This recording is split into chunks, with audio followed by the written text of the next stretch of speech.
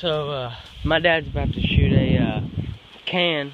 It's a raid can, 30-30 with his 30-30, and about to see what it does. It says it's flammable, so we're gonna see what it does.